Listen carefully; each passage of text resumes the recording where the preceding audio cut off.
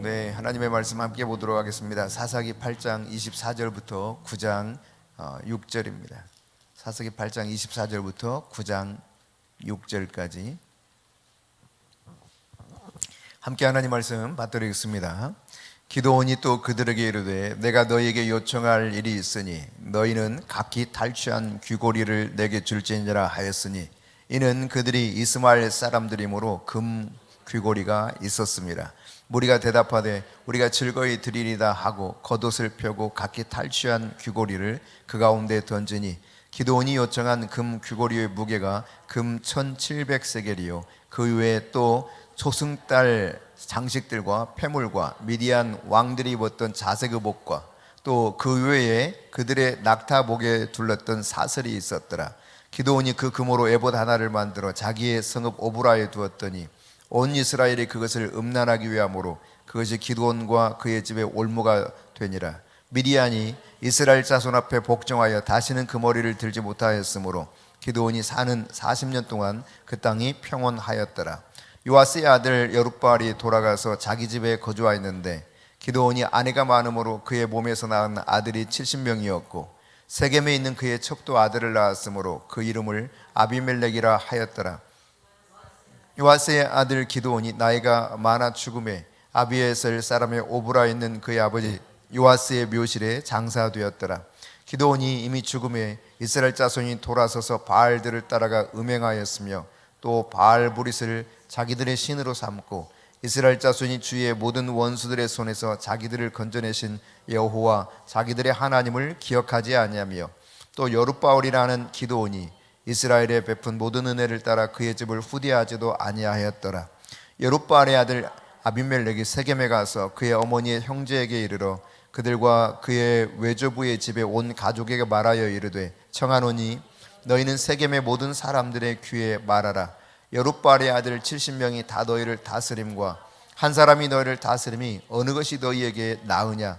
또 나는 너희와 고륙임을 기억하라 하니 그의 어머니의 형제들이 그를 위하여 이 모든 말을 세겜의 모든 사람들의 귀에 말하며 그들의 마음이 아비멜렉에게로 기울어서 이르기를 그는 우리 형제라 하고 바알브릿 신전에서 은 70개를 내어 그에게 주매 아비멜렉이 그것으로 방탕하고 경박한 사람들을 사서 자기를 따르게 하고 오브라에 있는 그의 아버지의 집으로 가서 여룻바알의 아들 곧 자기 형제 70명을 한 바위 위에서 죽였으되 다만 여룻바알의 막내 아들 요담은 스스로 숨었으므로 남으니라. 세겜의 모든 사람과 밀로 모든 족속이 모여서 세겜에 있는 상수리 나무 기둥 곁에서 아비멜렉을 왕으로 삼으니라. 아멘. 네, 하나님께서는 우리를 이 세상에 보내실 때 처음부터 계획하셨던 것은 복된 인생 되기 원하셨습니다. 우리의 삶의 최선을 주님이 예비해 두시고 이 세상에 우리를 그분이 원하신 시기와 연한에 따라서 거주할 경계를 정하시고 보내신 것이죠. 그런데 오늘 이제 우리가 계속해서 기드온을 통해서 살펴보는 것처럼 기드온이 이제 이 미디안과의 전쟁 가운데 엄청난 승리를 거뒀죠. 그것도 13만 5천 명을 이제 자기들끼리 싸우는 현장을 눈에 보았을 뿐만 아니라 그들을 추격하면서 죽였고 또 흩어진 사람들을 마저 다 정리해서 지원군을 요청해서 온 그런 에브라임 족속들과 더불어서 마지막까지 전체를 소탕하는 모습을 보여줬었죠. 그리고 돌아오게 됩니다. 돌아와서 오늘 본문에 보니까 기드온이 이제 그 전리품 탈취한 것들 가운데 금 조각들, 귀고리든 뭐든 금 같은 것들이 있으면 가지고 오라는 거예요. 그래서 그것들이 이스마엘 사람들에게 보통 금으로 만든 귀고리 같은 걸 했다는 거죠.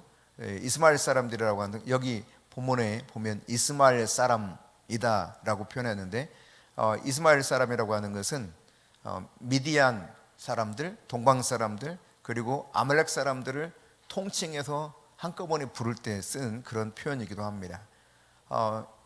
이들이 이제 이런 장식품을 잘 하고 있었고 그리고 보통 이제 부유한 가정에서는 금 장식품을 가지고 귀고리 등을 했기 때문에 그것을 다 탈취해 와서 가져온 것들을 여기 좀 가져와라 그러니까 겉옷을 딱 펴고 거기다 놓으니까 막 갖다 놓는 거예요. 놓는데 이 금고리의 무게가 재보니까 1700 세겔이었다라고 말합니다. 1세겔은 11.4g이거든요. 1700세겔이라고 하는 것은 19.35kg, 대략 20kg 정도 되는 그런 금덩어리가 나온 겁니다. 이 금덩어리를 가지고 어떻게 하고 있는가 쭉 보여주고 있는데, 우리가 이제 지난주까지 살펴봤던 것처럼 전쟁 속에서 큰 승리를 거뒀단 말이죠. 일반적으로 큰 승리를 거뒀을 때 그 다음 조심해야 될 것 중에 하나는 잘못된 결정을 통해서 큰 실패를 경험하는 일, 이런 걸 조심해야 되거든요. 보통은 큰 승리를 거둔 다음 참 희한하게도 큰 실패를 경험할 때가 많이 있습니다. 왜 그럴까? 그것도 하나님이 세우신 지도자들도 그런 큰 승리 후에 큰 실패를 경험할 때가 많이 있다는 사실이에요. 여러분, 그냥 단순하게 주님으로부터 엄청난 칭찬을 받았던 베드로 한번 생각해 보십시오. 주는 그리스도시요 살아계신 하나님의 아들이십니다. 그랬더니 주님께서 내가 베드로 너 위에 음부의 권세가 이기지 못하는 내 교회를 세우겠다라고 하셨을 뿐만 아니라 내가 너에게 천국 열쇠를 주노니 네가 열면 닫을 자가 없겠고 닫으면 열 자가 없겠다, 이런 엄청난 축복의 선언을 받지 않습니까? 그런 다음에 예수님이 이제 예루살렘에 올라가서 대제사장들과 장로들에게 넘겨져서 십자가의 죽임을 당하고 그리고 다시 사흘 만에 부활할 것이라고 하는 말씀을 하십니다. 그러자 베드로가 어떻게 해요? 예수님을 꾸짖으면서 말합니다. 절대로 그런 일이 있어서는 안 된다는 겁니다. 이것이 어디로부터 온 생각이었는가라고 하는 것을 주님이 말씀하시는 것을 통해서 우리는 확인할 수 있죠. 사탄아 물러가라. 너는 나를 넘어지게 하는 자로다. 네가 하나님의 일을 생각하지 아니하고 사람의 일을 생각하는도다. 여러분, 그러니까 하나님이 원하셨던 그 뜻대로 사는 것이 인생 최고의 삶을 사는 것이거든요. 근데 그 인생 최고의 삶을 주님이 지금 가기를 원하시고 예루살렘에 입성하신 겁니다. 그런데 인간적인 생각으로 예수님의 길을 막아서려고 하는 베드로, 그러니까 참 누구도 칭찬받을 수 없었던, 유일하게 베드로가 칭찬받았던 그 엄청난 축복의 선언을 받은 다음 바로 이어서 순식간이에요. 사탄아, 그러니까 혈육이 알게 한 것이 아니라 아버지, 하늘에 계신 아버지께서 알게 한 비밀을 깨닫고 그 계시에 따라서 주님이 어떤 분인가를 고백했고, 이에 따라 하나님이, 주님께서 엄청난 축복의 선언을 하셨는데 잠시 사이에 벌어지는 일입니다. 하나님의 일을 생각하지 않고 사람의 일을 생각하면서 순식간 실패를 경험해요. 사탄아, 너는 나를 넘어지게 하는도다. 내게서 물러가라. 뭐 단순한 얘기도 하죠.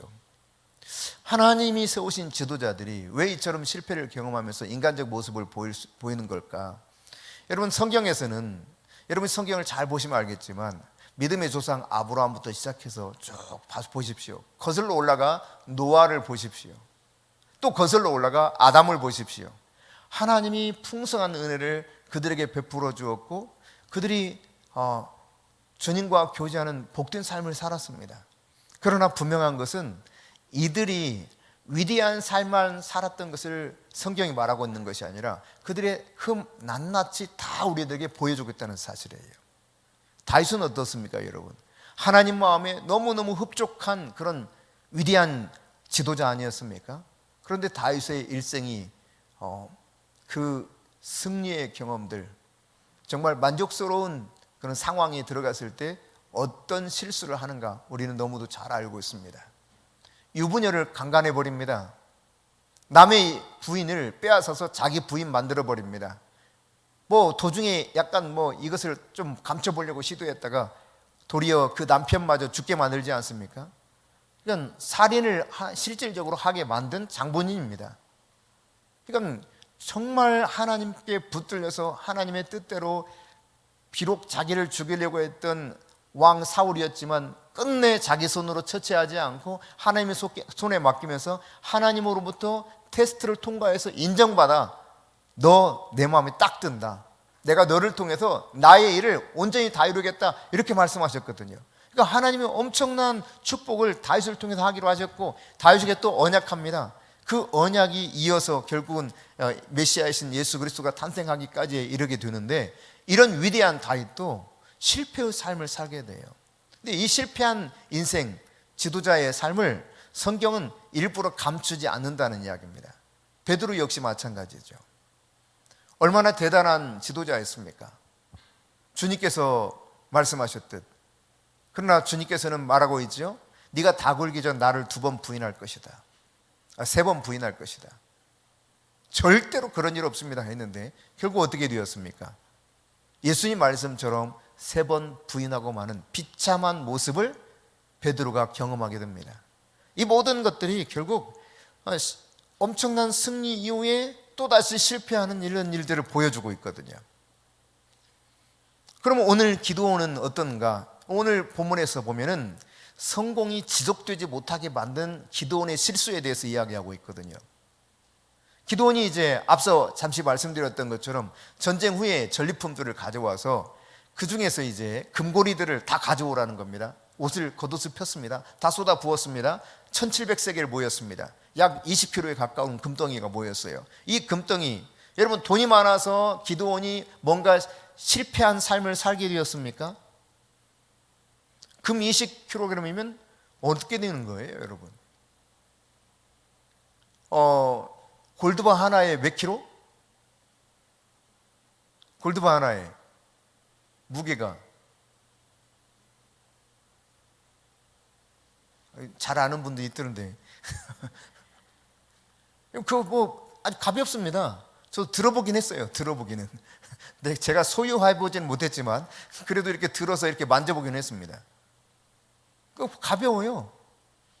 아마 잘은 모르겠습니다만 이게 예를 들어 4kg라고 가정해 봅시다. 그러면 20kg이면 적어도 5개의 골드바가 있어야 돼요. 골드바 하나에 얼마? 몇 억대잖아요. 몇 억대. 그러니까 여러분 이날 엄청난 돈이 그냥 이렇게 들어온 겁니다. 네, 금덩어리가. 누구에게? 기도원에게. 그러면 이 어마어마한 금덩이가 들어와서 돈이 한꺼번에 몽창 생겼기 때문에 지금 기도원이 실패의 삶을 살았다는 것입니까? 여러분 성경에서 보면 돈이 많은 자체가 인간을 문제가 되도록 하는 것은 아니었다는 사실을 알 수 있어요. 단 한 가지 사실도 돈이 많아서 저절로 문제된 사건은 하나도 없습니다. 문제는 뭐냐? 그 돈 가지고 어떻게 사용했느냐예요. 많은 돈 때문에 문제가 생긴 것이 아니라 돈을 어떻게 사용했는가에 따라서 문제 여부가 갈라졌다는 이야기죠.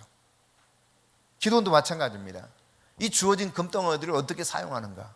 이 금덩어리들을 모아져 가지고 기도원이 이 금으로 27절이에요. 자, 같이 읽어봅니다. 기도원이 그 금으로 에봇 하나를 만들어 자기의 성읍 오보라에 두었더니 온 이스라엘이 그것을 음란하기 위함으로 그것이 기도원과 그의 집에 올무가 되니라. 여러분 에봇이라고 하는 것은 대제사장의 옷의 의복의 일종이죠.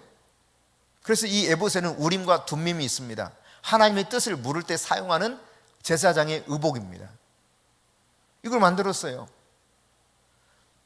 왜 만들었는지에 대한 구체적인 이유는 성경에 말하고 있지 않지만 우리가 추측해 보건대 둘 중 하나이겠죠. 하나는 이 엄청난 승리를 주신 하나님의 놀라운 그 은혜를 기억하기 위해서 기념물로 제작할 수도 있을 겁니다.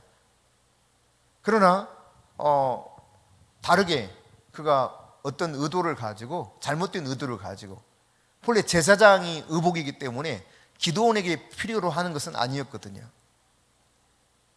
잘못된 의도를 가지고 만들 수도 있었어요. 어쨌거나 어떤 의도로 만들었든 문제는 이 에봇을 만들었을 때 이 에봇을 가지고 결국 어떻게 되었는가를 우리가 살펴보면 알 수 있어요.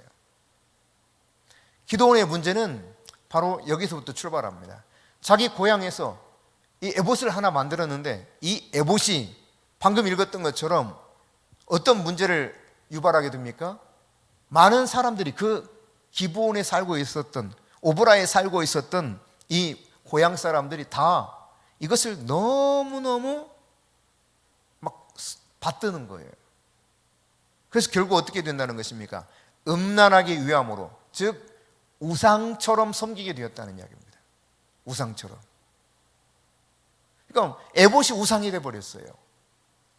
여러분, 느스단이라고 해서 모세의 놋 지팡이를 히스기야 시대에 완전히 싹 없애버렸던 사건을 여러분 기억하시죠? 모세의 무덤이 어디 있는지 지금까지 알려져 있지 않습니다. 사람들은 그렇게 말합니다. 모세가 어디에 묻혔는가 알게 된다면 모세가 거의 신적인 존재로 추앙받으며 우상적인 모습으로 섬김을 받을 수 있었기 때문에 하나님께서는 모세의 무덤이 어디에 있는지 모르게 했다, 이런 이야기를 해요. 기브온이 만든 에봇 하나를 얼마나 사람들이 그냥 받들어 섬겼는지, 이것을 음란하게 여겼는지, 하나님을 경배하도록 만들어야 되는 사사, 지도자 기브온이 그가 어떤 의도로 만들었는지 모르지만 에봇이 그냥 이게 하나님을 대치해 버리게 된 것입니다. 여러분, 대제사장이 우리가 앞서 살펴봤던 것처럼 지난주 살펴봤던 것처럼 기드온에게 사람들이 요구했죠. 당신과 당신의 자녀들이 우리를 지도해달라. 근데 아니라고, 하나님이 당신들을 지도하실 것이라고 거부했습니다. 그러니까 기드온은 적어도 정치적 권력을 잡는 이 일에 자기가 빠져들지 않는 선택을 지혜롭게 했던 지도자였습니다. 하나님이 다스린다는 이 통치 개념을 분명하게 인식하고 백성들이 막 추앙을 해서 지도자로 섬기려고 하는데 이걸 거부했어요. 근데 이 기드온은 웬일인지 에봇을 만듭니다. 앞서 말씀드렸던 것처럼 에봇은 대제사장의 의복 중 하나잖아요. 아마도 대제사장의 의복은 어떤 의복이라고 하는 것은 권위를 상징하죠. 그래서 여러분, 의사들이 딱 가운을 입고 흰 가운을 입고 딱 나타나죠. 법관들은 그들이 입는 옷이 있지 않습니까? 옛날 영국에서는 머리에도 막 이상한 거 쓰고도 나왔잖아요. 그 의복이 주는 권위가 있기 때문에 그런 것이거든요. 그러니까 아마 잘 모르겠지만 추측하건대 기드온은 정치적 권력과 그 권위에는 관심이 없었는지 모르겠지만 영적인 권위에는 좀 관심이 있었던 것이 아닌가, 이렇게 추측이 됩니다. 그래서 에봇을 만들어서 에봇을 가까이 하게 만들어요. 어쨌거나 여러분, 기념물이 되었던 그가 이제 잘못 판단해서 영적 권위를 조금 더 높이고자 대제사장이 의복의 일종으로 사용하는 에봇을 갖기를 원했던 그는, 문제는 뭐냐? 하나님의 음성을 듣지 않고 자기가 생각되는 자기의 마음대로 에봇을 만들어서 가지고 있게 되었다는 이야기입니다. 여러분, 출애굽기 20장 1절에서 6절 보시면 같이 한번 읽어봅시다. 하나님이 이 모든 말씀으로 말씀하여 이르시되 나는 너를 애굽 땅 종되었던 집에서 인도하여 낸 내 하나님 여호와니라. 너는 나 외에는 다른 신들을 내게 두지 말라. 너를 위하여 새긴 우상을 만들지 말고 또 위로 하늘에 있는 것이나 아래로 땅에 있는 것이나 땅 아래 물속에 있는 것의 어떤 형상도 만들지 말며 그것들에게 절하지 말며 그것들을 섬기지 말라. 나 내 하나님 여호와는 질투하는 하나님인즉 나를 미워하는 자의 죄를 갚되 아버지로부터 아들에게로 3, 4대까지 이르게 하거니와 나를 사랑하고 내 계명을 지키는 자에게는 1000대까지 은혜를 베푸느니라. 아멘. 이 말씀은 하나님께서 모세를 통해서 직접 손가락으로 써서 주신 10계명 가운데 첫 번째 계명에 해당하는 부분입니다. 나 외에는 섬기지 말라는 거예요.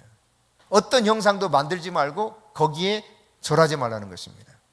그런데 에봇을 만들어 놓고 이 에봇을 바라보고 사람들이 다 거기를 엎드려 절하는 거예요. 음란하게 여기는 것입니다. 하나님을 대치한 것이 되어버리고 말았습니다. 그러니까 기드온이 의도했든 의도하지 않았든 문제는 바로 이렇게 우상숭배에 빠지게 만드는 치명적인 실수를 저지르게 되었다는 이야기죠. 여러분, 그런데 이 하나님이 세우신 뛰어난 지도자 한 사람의 실수이지만 한 사람이 실수만 되는 것이 아니라고 하는 사실을 우리가 오늘 성경을 통해서도 볼 수 있을 것입니다. 결국 어떻게 됩니까? 기드온은 물론이거니와 기드온의 가족들, 어디 그뿐입니까?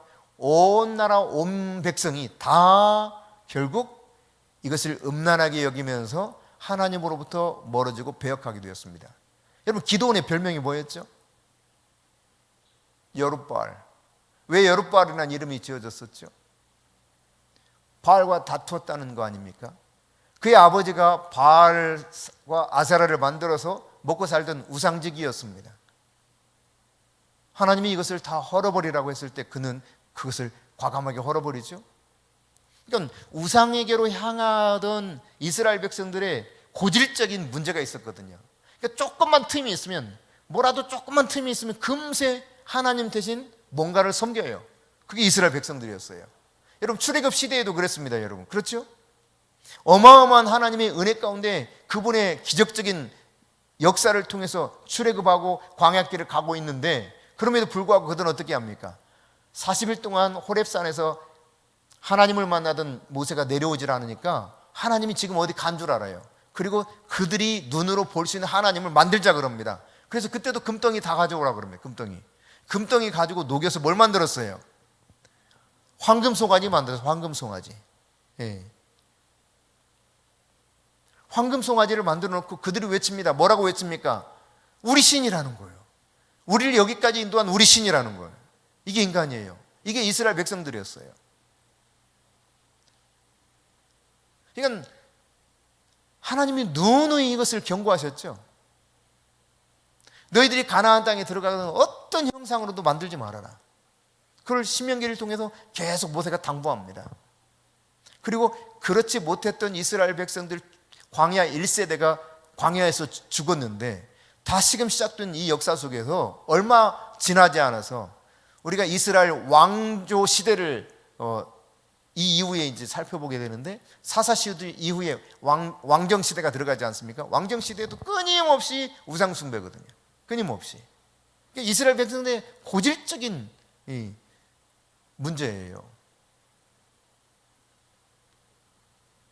이런 부분들을 염두에 둔다면 특히 지도자가 이런 위험성이 있는 물건과 형상을 만드는 것은 아예 애시당초 꿈도 꾸지 말았어야 정상일 것입니다. 여러분, 오늘 우리가 깨달아야 될 것은 역사적인 큰 승리를 거뒀다고 그냥 지속적으로 그 승리가 기억될 만큼 기쁨이 계속 존속될 수 있는 승리의 삶을 살 수 있는가? 그렇지 않다는 이야기예요. 과거의 승리가 미래의 승리를 보장해 주지 못합니다. 내가 어느 만큼 과거에 화려했는가, 그것이 내 인생의 내일과 미래를 화려하고 멋지게 아름답게 하나님이 원하시는 그런 성공적 삶을 유지할 수 있느냐? 그렇지 않다는 사실입니다. 얼마든지 무너질 수 있다는 사실을 깨달아야 돼요. 어느 누구도 장담할 수가 없습니다. 위대한 믿음의 사람들이 그것을 보여주고 있습니다. 그래서 사도 바울은 말합니다. 선절로 생각하거든 넘어질까 조심해라. 선절로 생각하거든 넘어질까 조심해라. 늘 우리는 자기 자신을 돌아보면서 경계해야 됩니다. 이 어마어마한 승리를 가져올 때 기드온은 철저히 하나님의 말씀을 듣고 말씀 따라서 움직이며 그렇게 결국 하나님과 함께 동행하는 가운데 이 승리를 거머쥐었습니다. 그런데 하나님이 말씀하지 않은 자기의 생각에 따라서 좀 이상한 에봇 하나 만들어 놓고 이것으로 인해 온 백성이 다 타락하게 만들어 버렸다고 하는 사실이에요. 오늘 이어지는 본문의 사건을 조금 더 살펴보려고 하는데, 이제 29절 이하에 보면은 기드온이 아내가 많았다는 거예요. 아내가 얼마나 많았는지 기드온의 자식들이 몇 명이라고 소개하고 있습니까? 70명이에요. 70명. 자녀가 70명이야. 근데 그 중에 어떤 사람을 특별히 소개하고 있는가를 주목해서 봐야 됩니다. 31절입니다. 세겜에 있는 그의 첩도 아들을 낳았으므로 그 이름을 아비멜렉이라 하였더라. 아비멜렉, 멜렉 왕, 아버지예요.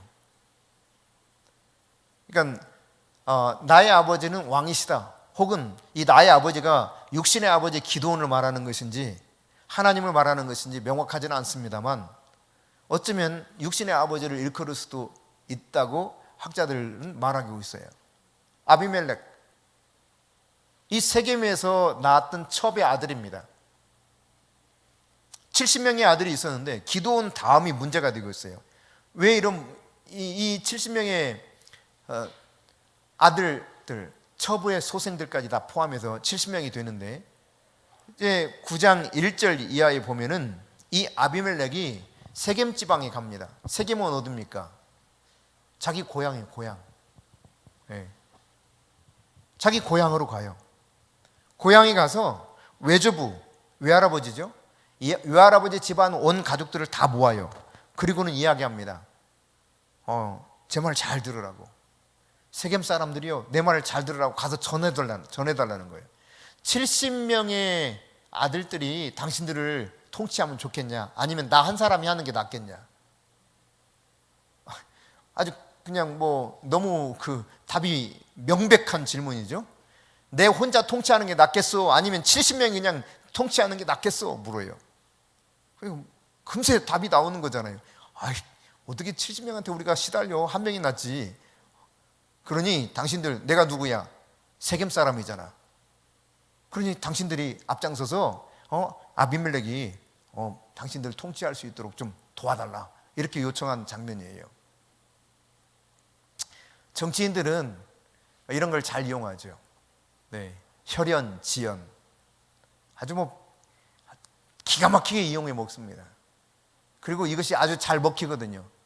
이것은 우리나라뿐만이 아니라 고대로부터 계속된 역사 속에서 있었던 이야기예요. 그러니까 이 세겜 사람들의 힘을 입어가지고 아비멜렉이 그냥 어깨에 힘이 들어갔어요. 즉시로 어떤 일을 하냐면 기가 막힙니다. 아버지 집에 가가지고 여룻바알의 아들이라고 표현하고 있죠. 자기 아버지의 아들이에요. 이복 형제들 다 포함해서 70명을 다 쳐 죽여버립니다.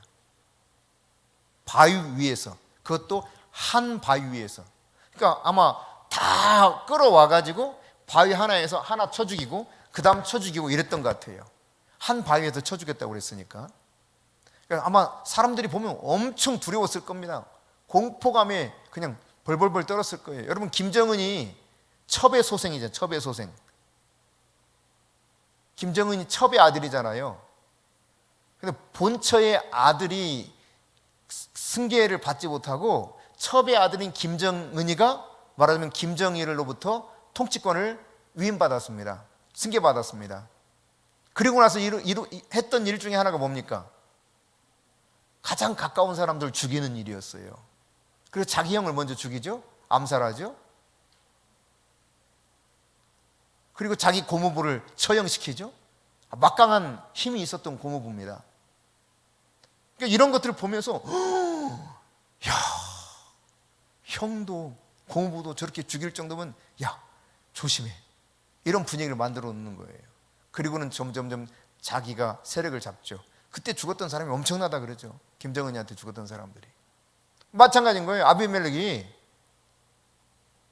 형제들 70명을 한 바위에서 죽입니다. 아마도 다 보게 했을 거예요. 공개처형.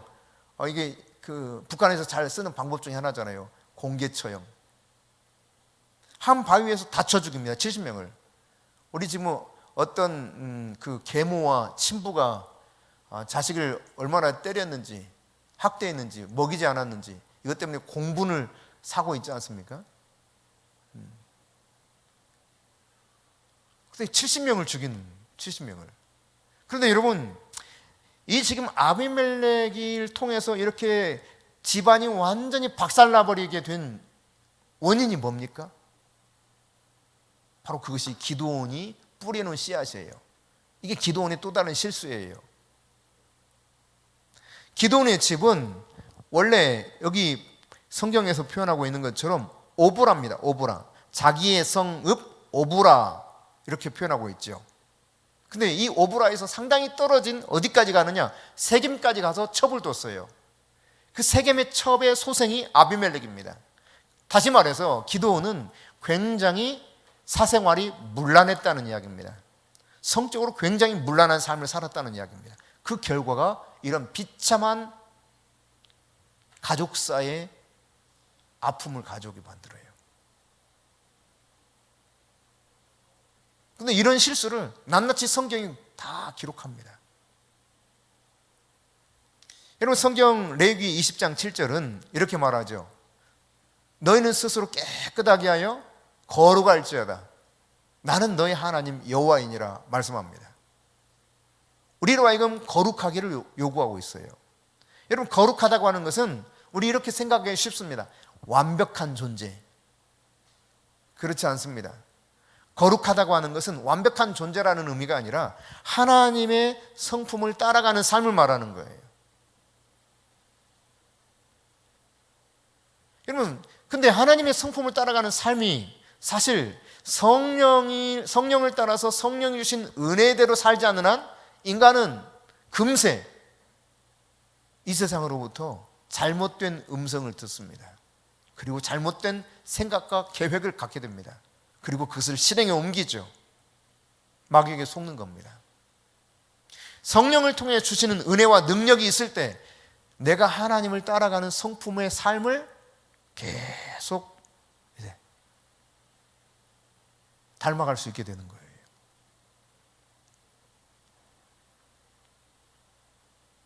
베드로 사도는 그렇게 말하고 있죠. 믿음의 덕을 덕의 지식을 지식의 절제를 절제의 인내를 인내의 경건을 경건의 형제 우애를 형제 우애의 사랑을 공급해라. 하나님의 성품을 따라 살라는 이야기입니다.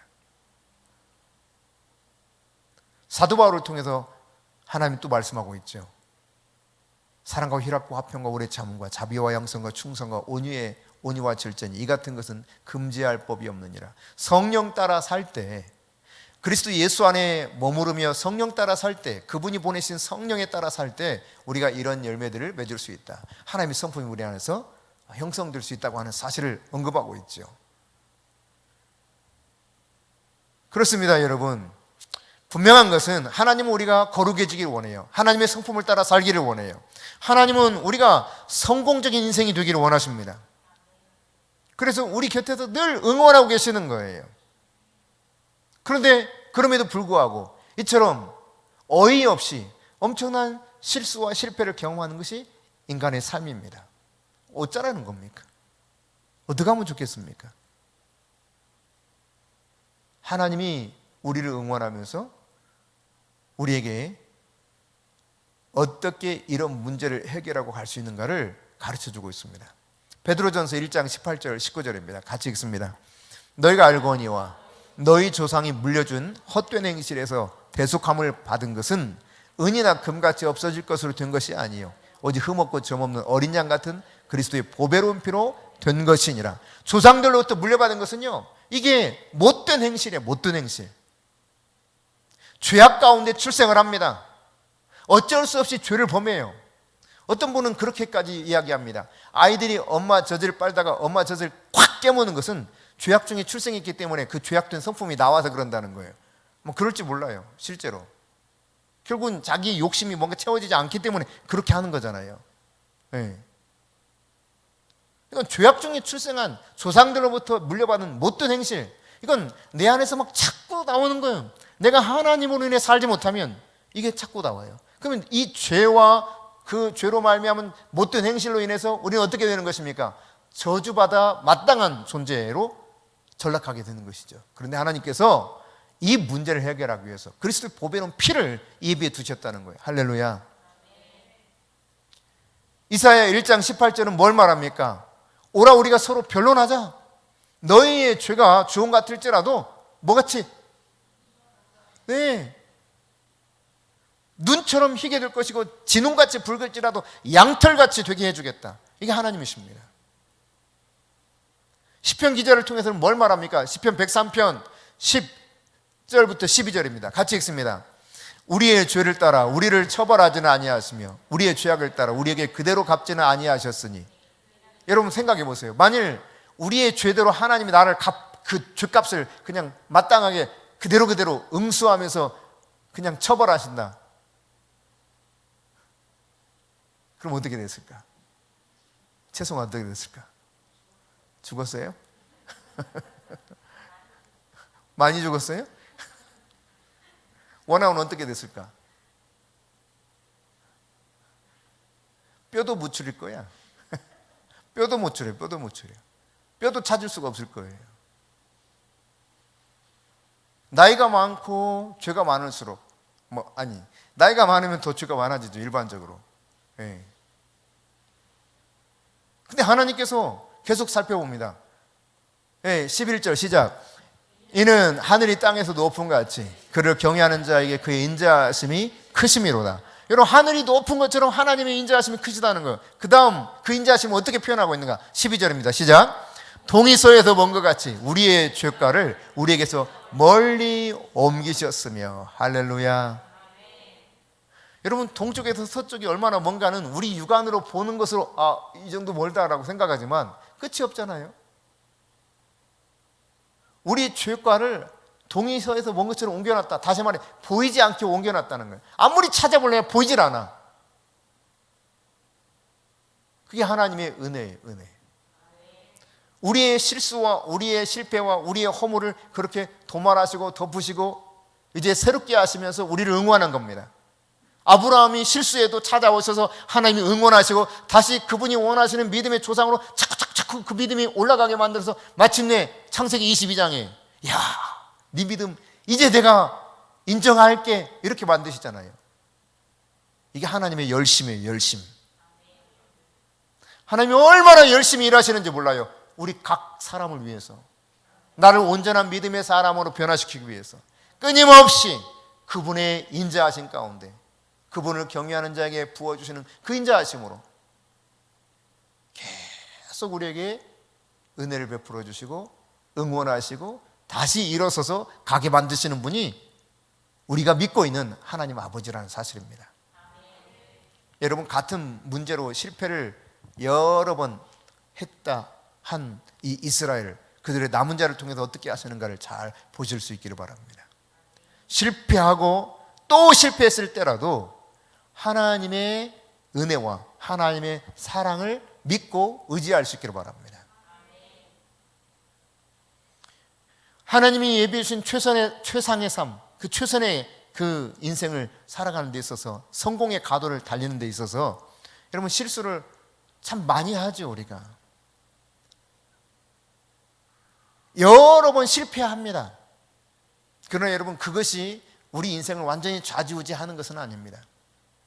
정말 중요한 건 뭐냐면, 내 인생이 그런 실패를 혹시 반복한다 할지라도 정말 중요한 건 그 실패를 통해서 교훈을 얻어야 돼요.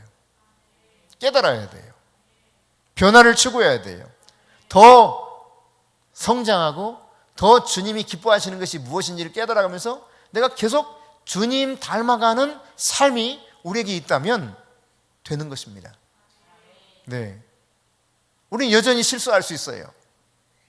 여전히 헛걸음할 수 있습니다. 뒷걸음 칠 수도 있습니다. 하지만 다시 내 곁에서 응원하시는 주님의 그 응원 소리를 들으시고 주님이 내 죄를 도말하실 뿐만 아니라 내 곁에서 그래, 내가 너를 도와줄게. 참으로 나는 너를 도와줄 거야. 내가 나의 의로운 오른손으로 너를 굳게 붙잡아 줄 거야. 일어서, 다시 일어서. 너 넘어질지라도 아주 엎드리지 않도록 내가 붙잡고 있잖아. 일어나. 주님이 우리를 계속 응원하시는 거예요. 여러분, 실패한 베드로에게 찾아와서 어떻게 합니까? 구운 떡과 구운 물고기를 주면서 요한의 아들 시몬아, 네가 나를 사랑하니? 이 사람들보다 나를 더 사랑하니? 묻죠. 3번 묻습니다. 첫 번째는 네가 이 사람들보다 더 나를 아가파오 하니?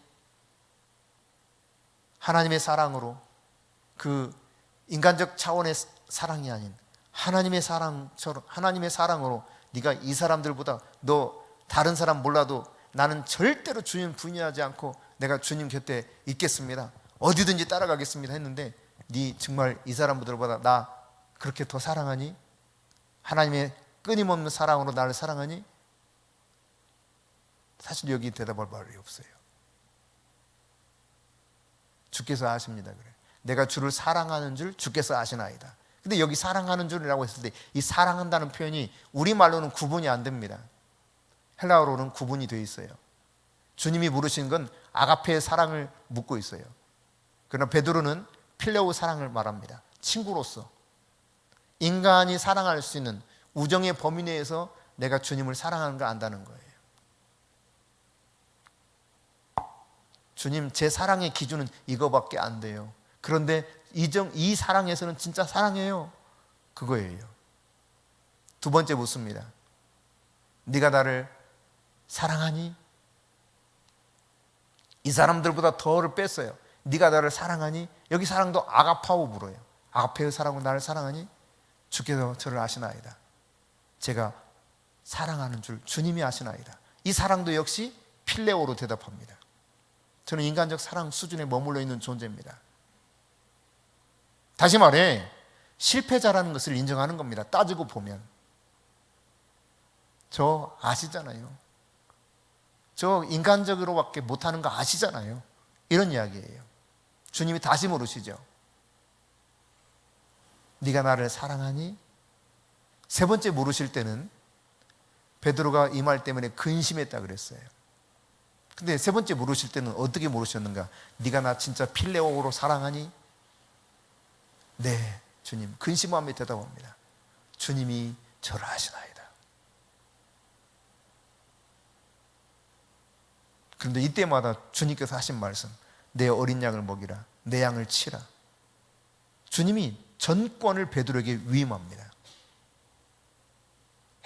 본래 그가 큰 소리 쳤던 사랑으로 사랑하지 못할지라도, 비록 인간적인 모습 안에서 사랑하고 있다 할지라도 주님은 그가 3번 부인했던 그 사건을 떠올리게 똑같은 숯불을 피워놓고 똑같은 추운 때 새벽에 같은 시기에 같은 숯불을 피워놓고 그 자리에서 3번 부인했던 베드로에게 3번 묻습니다. 그리고 주님이 얼마나 그를 아끼고 사랑하는가를 3번 계속 자신이 사랑하는 양들을 맡기겠다고 표현할 수 있는 이 모습을 통해서 베드로를 세우는 장면을 볼 수 있게 되죠. 여러분, 실수해도 실패해도 하나님 이처럼 계속 응원하고 있다는 사실을 기억하십시오. 여러분이 장기적으로, 그러니까 성공이 짧게 끝나지 않고 이 성공이 지속되고 장기적으로 되기 원한다면 실수를 통해서 깨달아가면서 잘못된 궤도를 수정해야 돼요. 그래야 내가 하나님이 나에게 허락한 그 성공적 삶, 최선의 삶을 더 잘 유지해 갈 수 있게 되는 것입니다. 여러분, 경험을 통해서 늘 새롭게 깨달을 수 있기를 축복합니다. 여러분, 어떤 경험을 하든 그 경험 속에 실패의 경험일지라도 그 속에서 깨달아야 됩니다. 배워야 됩니다. 배우지 못하면 승리를 놓치게 됩니다. 배우지 못하면 성공에서 결국 멀어지게 되는 것입니다. 여러분이 궤도 수정을 할 수 있도록 도와줄 수 있는 현명한 조언을 할 수 있는 멘토에 둘 수 있기를 바랍니다. 여러분의 영적 어미, 영적 아비가 누구입니까? 여러분 누구로 영적 아비와 영적 어미를 삼고 있습니까? 네, 저와 최 목사님이 여러분의 영적 아비요, 영적 어미예요. 현명한 조언을 할 수 있다고 하는 것은 성경적 가치관을 가지고 지혜롭게 하나님의 뜻을 그때그때마다 함께 풀어서 가르쳐줄, 이런 조언해 줄 수 있는 영적 멘토를 여러분이 반드시 둘 수 있어야 돼요.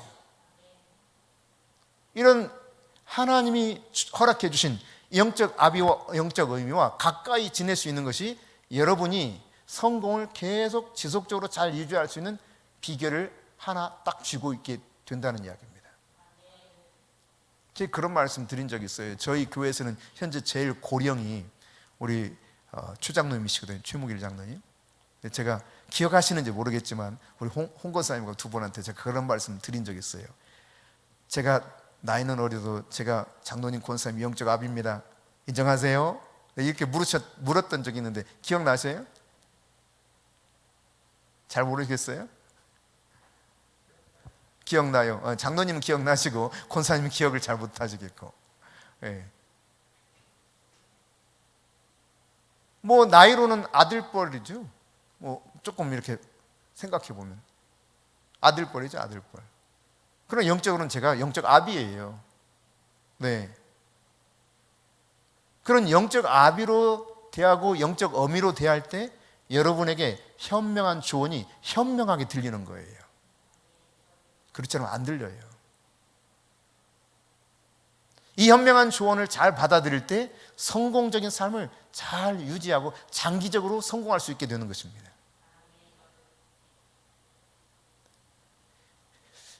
여러분, 우리가 인생을 살면서 막 스포트라이트를 받을 때도 있지만 그렇지 못할 때가 많죠.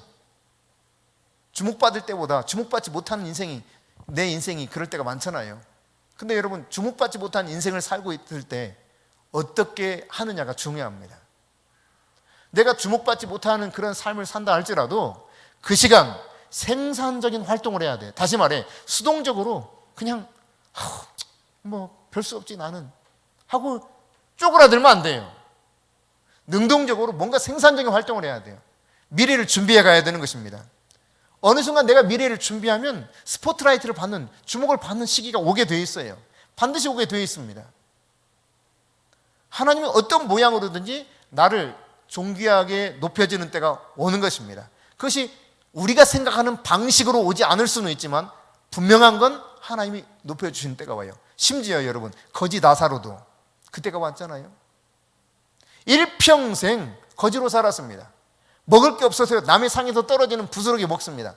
얼마나 참 비참한 인생을 사는지 개들이 와서 막 몸에 상처를 핥습니다. 그런데 이러면 어떻게 됩니까? 그가 진짜 존귀하게 되는 모습을 성경에서 보여주고 있거든요. 이 땅에서 가장 부유하게 살았던 그 사람보다 훨씬 존귀한 존재라고 하는 사실을 누가복음 16장을 통해서 우리에게 확실하게 보여줬기 때문에 말이에요.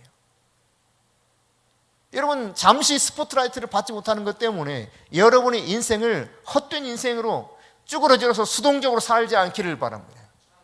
내 인생을 계속 준비해 가는 거예요. 주님이 원하시는 삶을 추구하면서 능동적으로, 적극적으로 주님 원하시는 그 삶을 계속 추구하면서 사는 것입니다. 사람들 몰라줘도 됩니다. 주님이 내가 원하는 시기에 나를 높여주지 않아도 됩니다. 그러나 반드시 그때가 올 것입니다. 존 러스킨이라는 사람이 이런 말을 했어요. 성공하는 사람들은 길을 잘못 들었을 때 걸음을 더 빨리 걷지만 실패하는 사람은 앉아서 쉴 자리를 찾는다. 여러분, 어떤 의미인지 이해되세요? 정말 성공적인 인생을 사는 사람은 잘못 길을 들었으면 잘못 들었구나, 빨리 막 움직인다는 거예요. 다시 제자리로 가기 위해서. 그런데 실패하는 인생을 사는 사람은 잘못 들었네, 에이씨 쉬어, 그만해, 이렇게 한다는 거죠. 여러분, 어느 쪽을 쉽게 선택합니까?